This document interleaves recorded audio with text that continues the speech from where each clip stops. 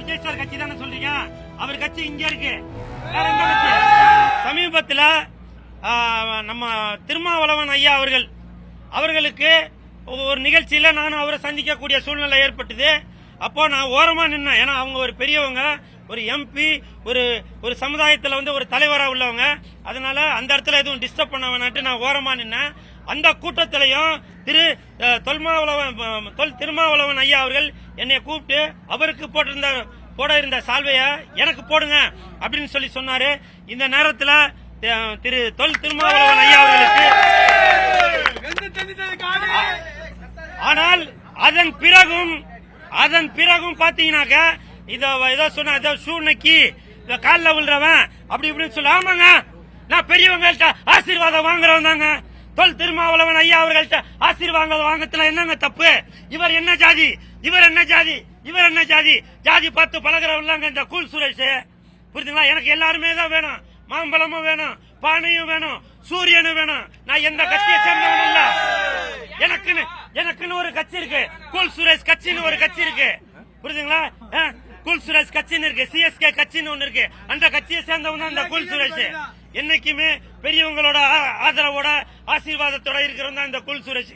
இன்னைக்கு இந்த கூல் சுரேஷோட படம் இன்னைக்கு பூஜை போட்டிருக்காங்க அப்படின்னாக்கா அந்த பெரியவங்களோட ஆசீர்வாதத்துல தான் இன்னைக்கு நான் கதாநாயகனாக நிக்கிறேன். அப்படின்னாக்கா அதுக்கு காரணம் யாரு? எல்லா ரசிகர்களும் தான், எல்லா தலைவர்களும் தான். புரியுதுங்களா? தயவு செஞ்சு நீங்க உங்களோட மனசுல நீங்க என்ன வேணா நினைச்சீங்க. சங்கின்னு சொல்றீங்க, சொல்லிக்கீங்க. நான் ஷூ நக்கின்னு சொல்றீங்க, சொல்லிக்கீங்க. நான் அதை பத்தி எதுவும் கவலைப்படவே இல்லை.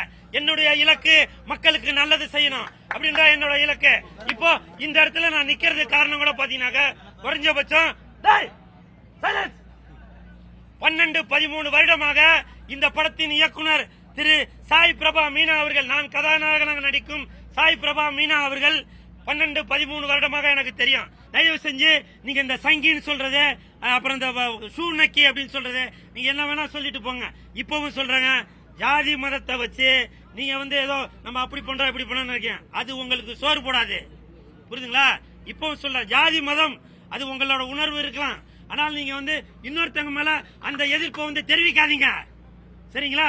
அது தெரிவிக்காது. இன்னைக்கு கூட நான் திருமாவளவன் ஐயா அவர்கள்ட்ட நேற்று நான் போன்ல பேசினேன். சார், நாளைக்கு என்னோட பூஜை இருக்கு, உங்களை கூப்பிடணும் தான் நினைக்கிறேன். ஆனா நீங்க வந்தீங்கன்னாக்க நான் ஏதோ ஒரு ஜாதியை சேர்ந்தவன் அப்படின்னு சொல்லி ஒரு முத்திரை குத்திடுவாங்க அப்படின்ற ஒரு இது மூட நம்பிக்கை வர வேண்டாம் அப்படின்ற ஒரு எண்ணத்துல தான் நான் இன்னைக்கு நிறைய பல பேரை நான் கூப்பிடவே இல்லை. அதுதான் காரணம்.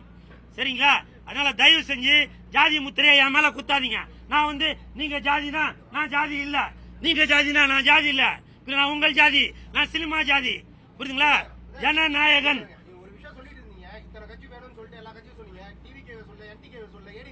சொல்றாங்க, எல்லா கட்சியும் தாங்க. புரியுதுங்களா?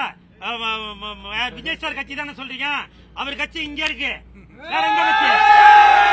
வேற எந்த கட்சி? திமுக கட்சி இங்க இருக்கு, வேற எந்த கட்சி? ரெட்டலை இங்க இருக்கு, வேற எந்த கட்சி? என் கட்சி இங்க இருக்கு. இங்க